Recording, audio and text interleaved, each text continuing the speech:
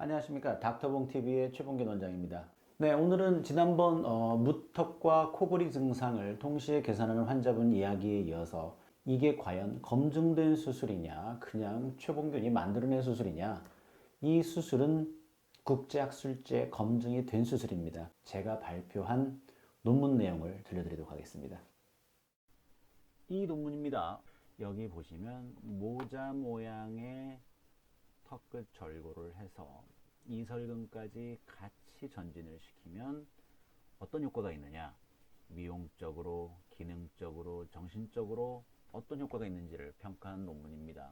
Aesthetic Plastic Surgery라는 국제학술지에 발표한 논문입니다.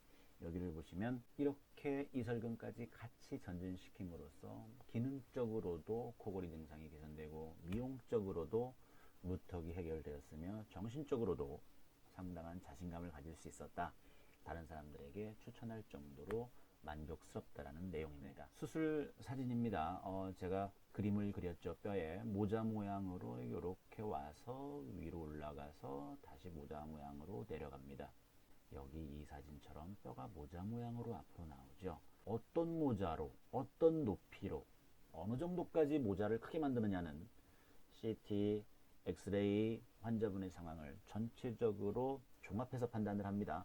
무조건 모자 모양이라고 해서 기능적인 개선이 오는 건 아닙니다. 이런 거는 노하우죠. 이렇게 수술을 함으로써 기능적으로, 미용적으로, 정신적으로도 호전이 있었다는 내용의 논문입니다. 오늘은 간략하게 국제학술지에 발표했던 무턱 수술과 이설근 전진술 시에 미용적으로, 기능적으로 또는 정신적으로 어떤 효과가 있는지에 관한 논문을 보여드렸습니다. 무턱이라고 해서 무조건 보형물, 무조건 지방이식이 아니라 환자분이 어떤 기능적인 문제 또는 무턱의 정도 등을 따져서 수술을 받으셔야 됩니다. 한간에는 6mm 이상 빼면 안 된다는 얘기도 있고, 턱끝 전진술을 하면 뭐가 문제가 된다는 얘기도 있는데, 저는 12mm까지 전진합니다. 그리고 특수 절골과 특수 보강 고정을 이용해서 문제가 생기지 않게 해드립니다.